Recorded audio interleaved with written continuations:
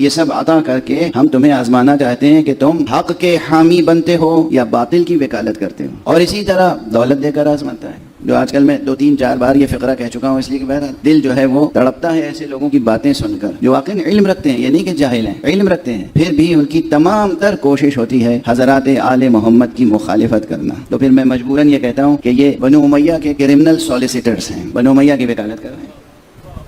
اور کتنے سرمایہ دار ایسے ہیں، ماشاءاللہ سرمایہ ہے مگر اللہ کے نادار بندوں کا درد نہیں ہے۔ جو کچھ کسی سرمایہ دار کے پاس ہے اسے یہ نہیں سمجھنا چاہیے کہ یہ میرا ہے، اللہ نے مجھے دیا ہے، بلکہ اللہ نے آپ کو دیا ہے بظاہر، لیکن اس میں نہ جانے کتنے افراد کا حق شامل ہے۔ اور آزمائش یہ ہے کہ آپ امانت داری کے ساتھ وہ حق ان صاحبان حق تک پہنچاتے ہیں یا نہیں پہنچاتے۔ تو بہرحال تمہید مجلس میں آج یہ بات ذہن عالی میں محفوظ ہو جائے کہ ہمیشہ یہ نہیں سوچنا چاہیے غربا کو، کمزور طبقے کے لوگوں کو، اچھا وہی زیادہ شکایت کرتے ہیں، سمجھتے ہیں ان کی آزمائش ہو رہی ہے، ان کی تو راحت ہے۔ یہ چند روزہ زندگی جو بظاہر دست خالی گزر جائے گی، یہی وہ زندگی ہے، وہاں وہ زندگی بہت شاندار نظر آئے گی دار آخرت میں۔ اور یہاں جن حضرات کے پاس ماشاء اللہ دنیا کی ہر چیز ہے، وہاں اسی نسبت سے ایک ایک چیز کا حساب ہوگا۔ تو یہ جو آزمائش اور امتحان کا تصور ہے یہ محدود نہ ہو، ہرگز محدود نہ ہو، اور اس سے غربا سے زیادہ اہل ثروت اور عوام سے زیادہ اہل علم اور کمزور لوگوں سے زیادہ اہل اقتدار حضرات کو فکر مند ہونا چاہیے۔ جب بھی کسی کے پاس کوئی دولت، کوئی نعمت، کوئی قوت، کوئی اقتدار، کوئی عہدہ، کوئی منصب آئے تو اسے سب سے پہلے یہ سوچنا چاہیے کہ یہ ایک آزمائش ہے، ہمیں اس آزمائش میں کھرا اترنا ہے، ہمیں ایسا کردار اختیار کرنا ہے کہ حضرت حق سبحانہ و تعالی ہم سے خوش ہو جائے۔ مگر ہوتا یہ ہے کہ اللہ کو خوش کرنے کی فکر تو نہیں ہوتی، فکر یہ ہوتی ہے کہ ہمیں کون خوش کرتا ہے، عموماً یہ ہوتا ہے۔ دوبارہ یہ مسئلہ میرا خیال ہے کہ یہیں پر میں اسے روک کر آگے بڑھوں۔ قرآن مجید میں یہ سورہ مبارکہ خاص طور پر جس آزمائش سے متعلق ہے وہ ایمان کی آزمائش ہے، ناداری اور ثروت مندی کی آزمائش نہیں ہے، جہل و علم کی آزمائش نہیں ہے۔ اصل آزمائش جس کے متعلق یہ سورہ ہے، سورہ عنکبوت، وہ آزمائش ایمان کی آزمائش ہے کہ اللہ سبحانہ و تعالیٰ کی طرف سے ایک بات اللہ سبحانہ و تعالیٰ یہ نہیں کرتا، اس کا قانون یہ نہیں ہے۔ کیوں نہیں کرتا؟ دو باتیں ہیں، ایک تو یہ کہ اس کے اقتدار میں آپ کی ہماری نافرمانی سے کوئی خلل پڑنے والا نہیں ہے۔ جو واقعاً بڑا ہوتا ہے، حقیقت میں بڑا ہوتا ہے، صاحب اقتدار ہوتا ہے، صاحب علم ہوتا ہے، جس میں تمام کمالات ہوتے ہیں، وہ ان لوگوں کی نافرمانی سے یا مخالفت سے جن میں کوئی کمال نہیں ہوتا کبھی پریشان نہیں ہوتا۔ ایک جاہل کسی واقعاً عالم پہ اعتراض کرے، عالم برا نہیں مانتا، معلوم ہے کہ نادان ہے، جاہل ہے، اس کی بات سمجھ میں نہیں آئی، اعتراض کر رہا ہے، بلکہ ایک ہمدردی پیدا ہو جاتی ہے، ایک دل سوزی پیدا ہو جاتی ہے، اور یہ فکر ہوتی ہے کہ یہ شخص نہیں جانتا تو کسی صورت سے اس کے مبلغ علم کو بڑھایا جائے، کسی صورت سے اس کی نادانی دور کی جائے، کسی صورت سے اس کو جہل سے نکالا جائے، ٹھیک ہے نا۔ ٹیچرز کا کیا مزاج ہوتا ہے؟ ایک اچھے استاد، ایک اچھے ٹیچر کی نفسیات کیا ہوتی ہے؟ وہ ٹیچر نہیں جو صرف تنخواہ کے لیے ٹیچر بن جاتے ہیں، چاہے وہ اسکول لیول پر ہو یا یونیورسٹی لیول پر۔ ہم تو اکثر اب دیکھ رہے ہیں کہ پہلے زمانے میں جو یونیورسٹی میں پروفیسر کہلاتے تھے کیا عظیم الشان لوگ ہوتے تھے، علم میں بڑا درجہ ہوتا تھا اور ان کے کردار بلند ہوتے تھے، اور یونیورسٹی میں جو ان کے اسٹوڈنٹس ہوتے تھے وہ ان اسٹوڈنٹس کی تربیت کرتے تھے۔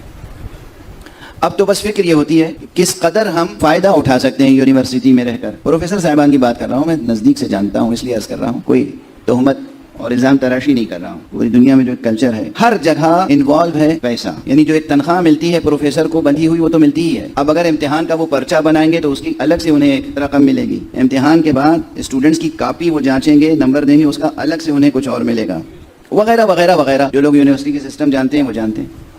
تو اب صرف فکر یہ ہوتی ہے، اکثر پروفیسر صاحبان کو دیکھیے، ان کی جو مقالے ہیں، ریسرچ پیپرز ہیں، کتابیں ہیں، جب تک وہ لیکچرر نہیں ہوتے تب تک تو محنت کر کے کچھ لکھ لیتے ہیں، جہاں لیکچرر ہوئے قلم و دفتر رکھ دیا۔ اب اطمینان ہو گیا کہ یونیورسٹی کے سسٹم میں آ گئے ہیں، اب آج لیکچرر ہوئے ہیں تو 2 سال 3 سال کے بعد ریڈر تو ہو ہی جائیں گے۔ ریڈر ہونے سے پہلے ایک آدھ نیا پیپر پھر لکھ لیں گے دکھانے کے لیے انٹرویو میں کہ ہم نے کام کیا۔ ریڈر ہو جائیں گے پھر پروفیسر ہو جائیں گے، اسسٹنٹ پروفیسر ہو جائیں گے، پھر پروفیسر ہو جائیں گے، ہر مرحلے پر تھوڑا سا کام کر لیں گے، اور جس دن پروفیسر ہوئے بس علم سے رشتہ ناتا ختم۔ یہ ایک کلچر بن گیا ہے، تو ان کی بات میں نہیں کر رہا ہوں، لیکن جو واقعاً عالم ہوتا ہے اور معلم ہوتا ہے اور استاذ ہوتا ہے اور مربی ہوتا ہے، اس کی دل سوزی عجب ہوتی ہے۔ وہ صرف یہ نہیں دیکھتا کہ کلاس میں ہمارا اسٹوڈنٹ کون ہے، اسے تو کہیں کوئی لائق طالب علم مل جائے، وہ اس کی تربیت کرتا ہے۔ پہلے زیادہ تھے ایسے لوگ، اب کم ہیں مگر ہیں، معاشرہ ابھی خالی نہیں ہے۔ تو یہ تو عام مثال دے دی نا میں نے، یہ بات آپ کی سمجھ میں آ گئی کہ جو واقعاً عالم ہوتا ہے جب اس کے پاس علم آتا ہے تو پھر وہ جاہل سے الجھتا نہیں، جاہل کے اعتراض پہ ناخوش نہیں ہوتا، بلکہ اس کی فکر یہ ہوتی ہے کہ کسی صورت سے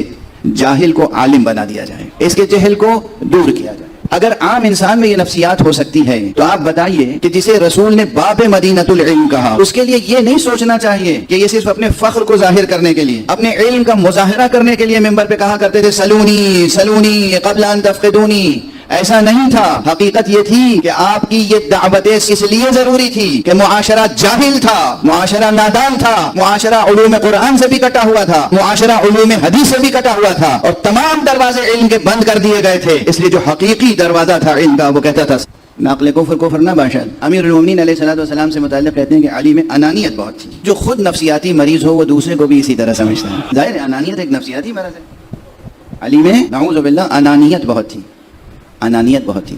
دیکھیے کیسا تضاد ہے، کیسا ٹکراؤ ہے. اللہ اور اللہ کے رسول کا فیصلہ کسی کے بارے میں زیادہ صحیح ہوگا یا ان دنیا طلب بیماروں کے، نفسیاتی مریضوں کے فیصلے زیادہ درست ہوں گے؟ اللہ اور اللہ کا رسول جسے ابو تراب کا لقب دے، یعنی جو خاکساری میں، تواضع میں، انکسار میں اتنا تھا کہ اسے اللہ کا رسول ابو تراب کا لقب دے، اسے یہ اہل دنیا انانیت کا الزام دھر سکتے؟ بے تفاوت از کجاست تاب کجا. رسول گواہی دے رہے ہیں کہ علی سے بڑا خاکسار کوئی نہیں ہے. رسول گواہی دے رہے ہیں اور امت کیا کہہ رہی ہے؟ علی میں انانیت تھی. میں نے یہاں آپ کے اس ملک میں بھی سنا ہے بعض ایسے بس ایسے کے بعد زبان خاموش ہو جاتی ہے. بعض ایسے لوگوں کو تقریریں کرتے ہوئے اپنی تقریر میں، مردوں میں بھی اور خواتین میں بھی، جو نقل کی گئی مشتق بات، اور کم سے کم وہ چند جملے مجھے سنائے گئے، 3-4 جملے، جس میں یہ الزام تھا اور یہ نادانی اور بے معرفتی کی بات تھی کہ علی میں انانیت بہت تھی.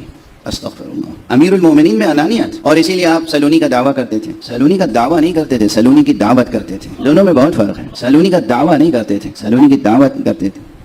مولا امیر المومنین کے علم کا پورا اظہار تو ہو ہی نہیں سکا، اس لیے کہ مولا امیر المومنین سے استفادہ کرنے والے اس سطح کے لوگ بہت کم تھے. اور مولا امیر المومنین تو فرماتے تھے انہا ہونا لعلما جما، ارے اس سینے میں بہت علم ہے مگر میں کوئی پاتا نہیں ہوں جو اس علم کا بار اٹھا سکے. ان کے لیے کہا جا رہا ہے انانیت. بہرحال یہ تو علم کا تعلق ہو یا شجاعت کا مسئلہ ہو یا صبر کا مسئلہ ہو، جتنے اوصاف تھے امیر المومنین میں کوئی وصف بھی آپ کا پوری طرح آشکارا نہ ہو سکا، بس اتنا ہی ظاہر ہو سکا جتنا کسی مبتلا امتحان و آزمائش کی مدد کے لیے ظاہر ہو سکا. چاہے وہ آپ کی شجاعت ہو، آپ کی پوری شجاعت تھوڑی ظاہر ہو پائی. علم بس کسی نے کچھ پوچھ لیا تو جواب دے دیا، اور پوچھنے والے ہر سطح کے لوگ تھے. عوام بھی پوچھ لیتے تھے، کبھی کبھی ماشاءاللہ اقتدار میں فائز جو لوگ تھے وہ بھی پوچھ لیتے تھے.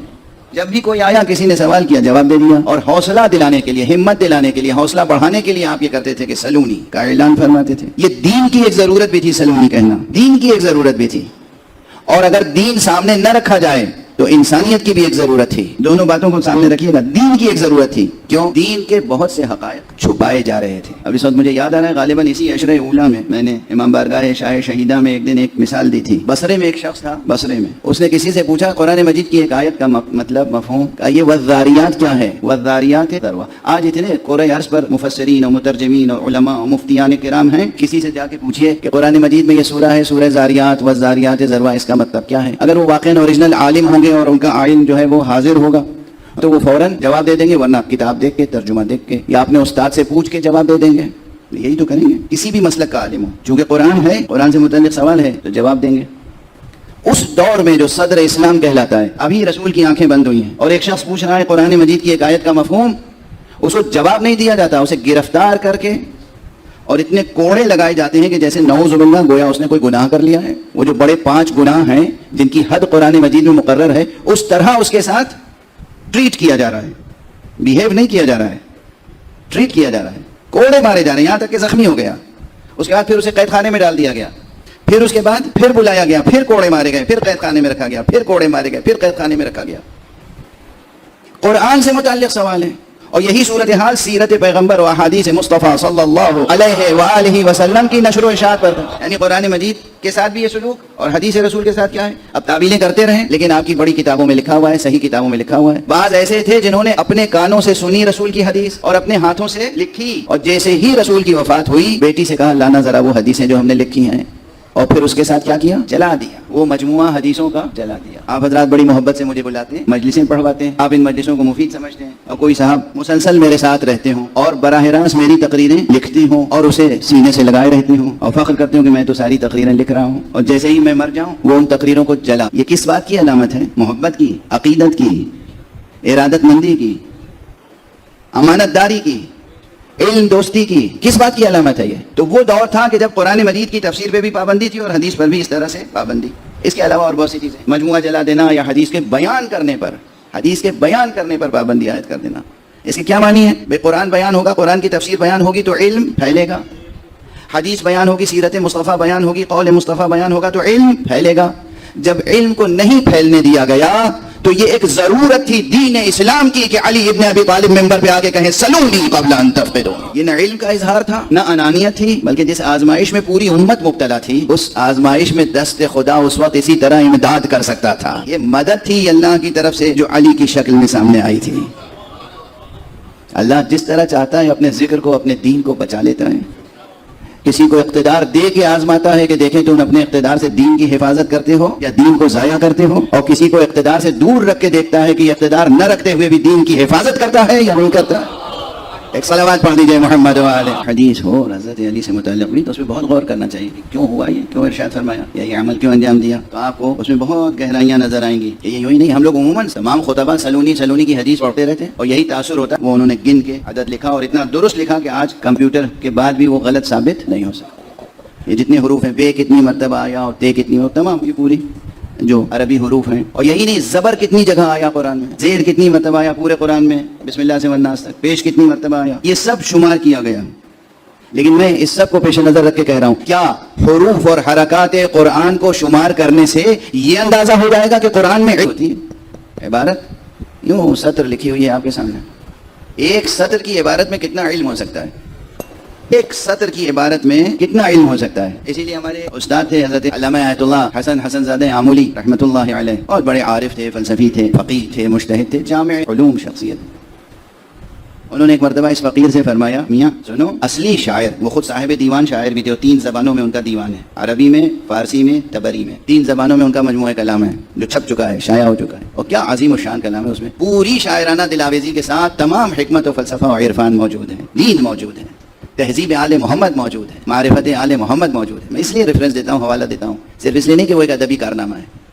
وہ کہنے لگے، کسی اور شاعر سے متعلق میں ان سے استفادہ کر رہا تھا، پوچھ رہا تھا کہ ان کے بارے میں کیا خیال ہے، ان کے بارے میں کیا خیال ہے، تو انہوں نے کہا کہ میاں دیکھو، جو اوریجنل پوئٹ ہے، جو اوریجنل شاعر ہوتا ہے، وہ ایک بیت شعر سے بھی پہچان لیا جاتا ہے کہ شاعر ہے، ایک بیت شعر۔ اور جو شاعر نہیں ہے، جو کلٹیویٹڈ پوئٹ ہیں، جو شاعر اوریجنل نہیں ہے، وہ ضخیم دیوان بھی جمع کر کے تمہارے سامنے رکھ دے تو وہ دیوان صرف اس کے ناشاعر ہونے پہ دلالت کرے گا، شاعر ہونے پر گواہی نہیں دے گا۔ جو واقعاً فطری ذوق شعر رکھتا ہے اور شعریت کو پہچانتا ہے کہ شعریت کیا چیز ہے۔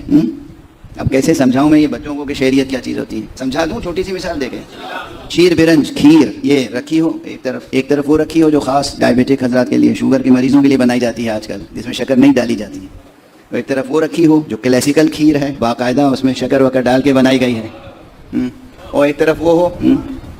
اب دونوں چکھ کے دیکھیے گا تو فرق محسوس ہوگا۔ کھیر کو رنگ سے نہیں پہچانا جائے گا کہ یہ بھی سفید ہے، یہ بھی سفید ہے۔ کھیر کو شیر برنج یعنی یہ نہیں پہچانا جائے گا کہ اس میں چاول ہے یا چاول کا آٹا ہے اور جناب والا دودھ ہے اور کتنے انگریڈینٹس ہیں، اس سے نہیں پہچانا جائے گا۔ کھیر اصلی ہے یا اصلی نہیں ہے، یہ اس خاص شیرینی سے پہچانا جائے گا کہ جو اس کھیر میں ہوگی، اس شیر برنج میں ہوگی، جسے قاعدے سے بنایا گیا ہے ایک صحت مند انسان کے لیے۔ ٹھیک ہے نا؟ میرا خیال ہے کسی حد تک یہ مثال کافی ہے۔ اسی طرح شعر نہ قافیے سے پہچانا جاتا ہے، نہ ردیف سے پہچانا جاتا ہے، نہ وزن سے پہچانا جاتا ہے۔ ممکن ہے کہ زبان بھی اچھی ہو، قافیہ بھی درست ہو، ردیف بھی چسپاں ہو، اور اس کے بعد بھی اس میں شعریت نہ ہو، سرد شعر، ٹھنڈا شعر، شعریت نہ ہو، سب کچھ ہو، ہنر ہو، فنکاری ہو، کرافٹ ہو اور آرٹ نہ ہو۔ واضح ہوئی بات، پھیل گئی، پھیلتی چلی جا رہی ہے۔ تو بہرحال امیر المومنین علی ابن ابی طالب علیہ السلام کی نسبت سے بات ہو رہی تھی۔ آپ کا جو مجموعہ کلام نہج البلاغہ ہے، ایک انتخاب ہے ادبی نقطہ نظر سے، ایک انتخاب، ورنہ علم علی بے کرا ہے۔ خود قرآن مجید کو اگر دیکھیے تو صرف اس کی عبارت سے اندازہ نہیں ہوگا کہ قرآن میں کتنا علم ہے۔ اب مجلسی ذوق اور ایسا نہیں ہے، ہو سکتا ہے 1000 صفحے کی کتاب میں کچھ نہ ملے، نچوڑیں آپ اسے تو 2 سطر کی بھی بات سمجھ میں نہ آئے، یعنی افادہ نہ ہو۔ اور کبھی ہوتا ہے کہ مختصر سے مقالے میں اتنی باتیں مل جائیں کہ اس کی تشریح میں ہزاروں صفحے لکھے جائیں۔ اچھا پہلے دنیاوی مثال دے دوں اس کی، جو سائنس کے اسٹوڈنٹس ہیں، چونکہ میں نے خود پڑھا ہے اس لیے حوالہ دے رہا ہوں، جو سائنس کے اسٹوڈنٹس ہیں وہ جا کے دیکھیں کہ آئنسٹائن نے جو اپنا مقالہ لکھا تھا وہ کئی صفحے کا تھا۔ جنرل ریلیٹیوٹی اور اسپیشل ریلیٹیوٹی پہ کئی پیج کا مقالہ تھا وہ، ایک مقالہ 15 صفحے کا تھا، ایک مقالہ غالباً 27 صفحے کا تھا، جہاں تک 28 بھی نہیں 27، یہ 27 پیجز اور 15 پیجز، انہوں نے ایک عرصے تک دنیا بھر کے تمام سائنسدانوں کو مسحور کر لیا تھا۔ اب تھوڑا سا رنگ کم ہوا ہے، آئنسٹائن کا جادو کم ہوا ہے، اب دوسرے اور سائنس آگے بڑھی، ظاہر ہے ہر علم آگے بڑھتا ہے، واضح ہے. یہ تو دنیاوی مثال ہے کہ 27 صفحے یا 15 صفحے کے اندر کیا کیا چھپا ہوا تھا, ہر ایک جا کے مطالعہ کر سکتا ہے, دیکھ سکتا ہے. خود قرآنی حوالہ دے دوں کہ الفاظ اور حروف کی تعداد پہ نہ جائیے کہ گن کے بتائیں کہ اس میں کتنا علم ہے. علم کچھ اور ہی جوہر ہے جس کی طرف عبارتیں صرف اشارہ کرتی ہیں. عبارتیں اشارہ کرتی ہیں, عبارتوں کے اندر علم نہیں ہوتا, عبارتیں اشارہ کرتی ہیں. مشہور حدیث جو آپ روزانہ صبح و شام سنتے ہیں اور دہراتے ہیں, جو کچھ کل قرآن میں ہے وہ سورہ حمد میں ہے, جو سورہ حمد میں ہے وہ بسم اللہ الرحمن الرحیم میں ہے. تو اب یہ ایک سطر بسم اللہ الرحمن الرحیم, پوری ایک سطر بھی نہیں, پوری سطر کہاں کام میں آتی ہے, پورے صفحے کی ایک سطر کام میں نہیں آتی نا. 4 لفظیں بسم اللہ الرحمن الرحیم بظاہر 4 ہیں اور بباطن 5 ہیں, چونکہ بے الگ ایک مستقل کلمہ ہے. 5 لفظوں سے قرآن شروع ہوا ہے, 5 لفظوں سے قرآن شروع ہوا ہے اور 12 حرفوں پہ لا الہ الا اللہ کا دار و مدار ہے.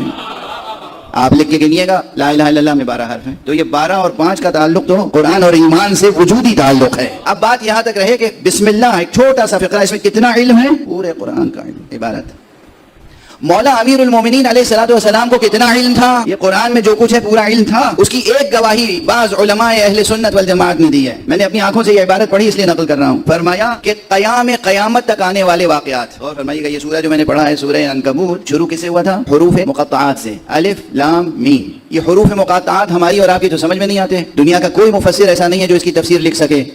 وہ پابند ہے یہ لکھنے پر کہ یہ راز ہے اللہ کے اور حبیب خدا کے درمیان. لیکن بعض علماء نے صراحت کی ہے کہ صرف چند حروف مقطعات, ہا میم عین سین قاف, صرف ان 5 حروف کی مختلف ترکیبوں سے علی ابن ابی طالب قیامت تک